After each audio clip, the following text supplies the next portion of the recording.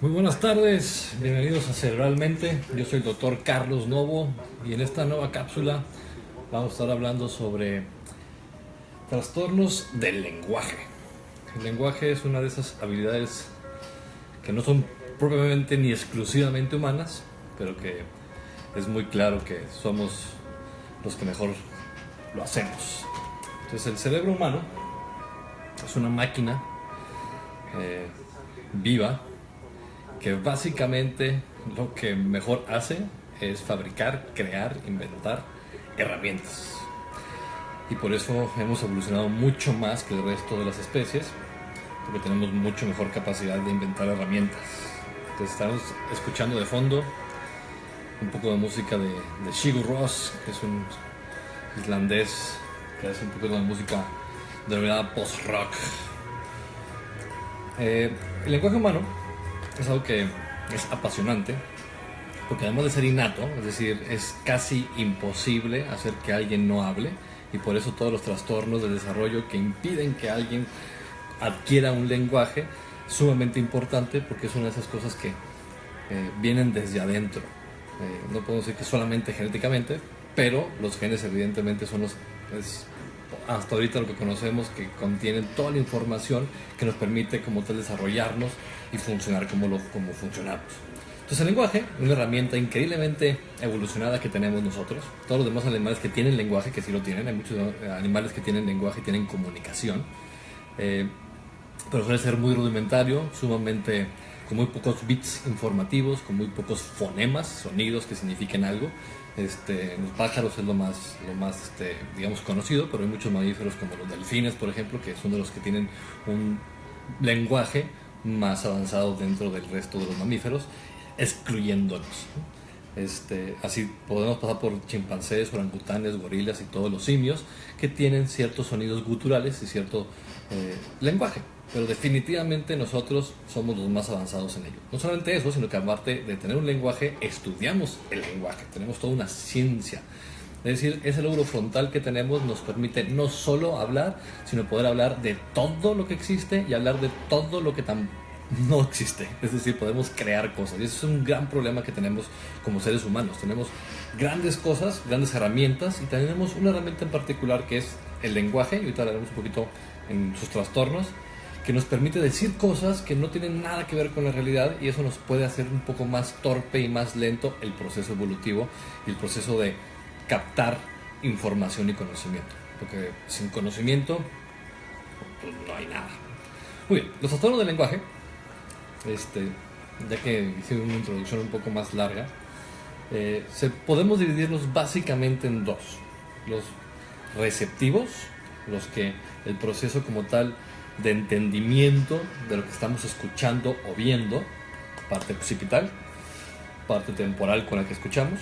Entonces ese lenguaje receptivo, la captación, la comprensión del lenguaje, ya sea hablado o escrito en la parte posterior, se van a una zona que se llama planum temporale, es decir, el plano temporal, que es una parte entre el giro inferior parietal y el superior temporal, y es una zona muy específica que un neurólogo que ya hemos hablado de ellos en cápsulas anteriores históricas, Wernicke, describió a pacientes con daño en esta zona del cerebro y cómo podían como tal expresar lenguaje, decir palabras, poder, pero lo hacían de manera desorganizada, sin coherencia. Pero lo más importante es que no entendían nada. Podían comunicarse y expresar mucho más de lo que podían comprender. Y eso lo llamamos afasia o disfasias de comprensión, de recepción. Afasias receptivas, no expresivas, que van más en la parte frontal, y que también lo describió casi al mismo tiempo, una cosa similar de lo que pasó con Asperger en Alemania y se me fue el nombre totalmente, Asperger en Alemania y Keiner en Estados Unidos, sobre el trastorno de los espectros autistas.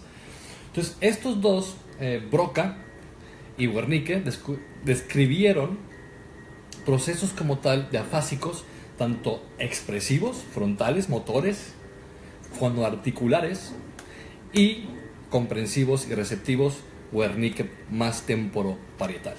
Entonces ya dijimos que hay dos tipos como tal de lenguajes: trastornos del lenguaje, comprensivos, de comprensión o de expresión. Los trastornos expresivos, que son los que más tenemos subcatalogados, los podemos también ir subdividiendo. Por ejemplo, los trastornos en donde solamente hay un problema de pronunciación, fonoarticular, digamos tal cual, trastornos fonoarticulares. Pero también tenemos otro tipo de trastornos en donde la sintaxis no está bien hecha. Es decir, colocamos verbos y sustantivos donde no debería haber. Entonces, ese proceso de neurodesarrollo del lenguaje, que es increíblemente específico y constante, que es muy importante saberlo, porque, por ejemplo, a los 12 meses de edad, un ser humano sano tendría que tener por lo menos unas 5 a 10 palabras ya con cierto significado, ya sabiendo el concepto. Es decir, el sonido ya está dentro del cerebro, no solamente como un fonema, como un sonido, sino que ya tiene un concepto y que está relacionado con muchísimas cosas. Mamá está relacionado con olores, con sonidos, con una bola de recuerdos en ese pequeño año de vida que tiene ese ser humano, pero ya tiene conceptualizado mamá, el sonido mamá. Esto va aumentando y más o menos para el año y medio, el niño tiene entre 15 palabras, entre 15 y 20 más o menos, perfectamente bien establecidas, sabe el significado. Usualmente son palabras simples, de monosílabos, de una sola sílaba o dos, bisílabos, y raramente vienen acompañados de algún otro, y suelen ser palabras repetitivas. Entonces, después del año y medio, el lenguaje empieza a explotar de manera sumamente importante, y para 2 años tenemos por lo menos unas 60, 50 palabras dentro del repertorio, y utilizamos 2 palabras. Usualmente son sustantivos, ambos, ¿no? Yo, carro, o mi carro, ¿no? O quiero ir acá, ¿no? O sea, pero el proceso es sumamente básico. Para el año, 2 años y medio, pegándole a los 3, ya el niño tiene por lo menos frases que son simples, es decir, hay un sustantivo, hay un verbo y hay un adjetivo. Esto es muy importante saberlo porque cuando no tenemos este desarrollo adecuado, hay que buscar a alguien.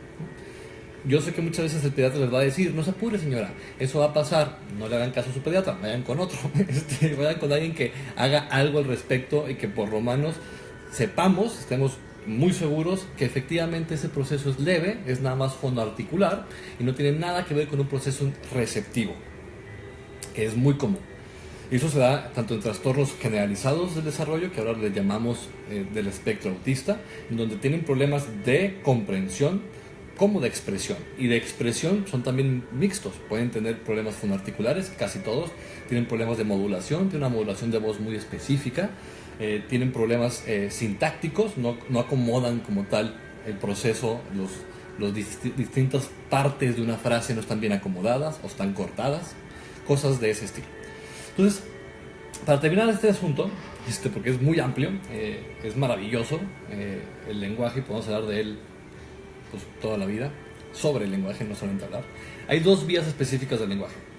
Una que llamamos dorsal, que pasa justo por el dorso, por arriba como tal de la corteza cerebral, y otro que llamamos ventral. De hecho hay 2 ventrales y 2 dorsales, pero son 2 formas en donde la actividad visual y auditiva llegan al frontal, una por debajo y una por arriba, y tienen funciones distintas. La ventral, que es, digamos, como la más interesante, porque es la que tiene la parte emocional. Decíamos que todo el lóbulo temporal mesial, hay un centro en específico, un núcleo, que está subdividido en 3 partes, que se llama amígdala o núcleo amigdalino.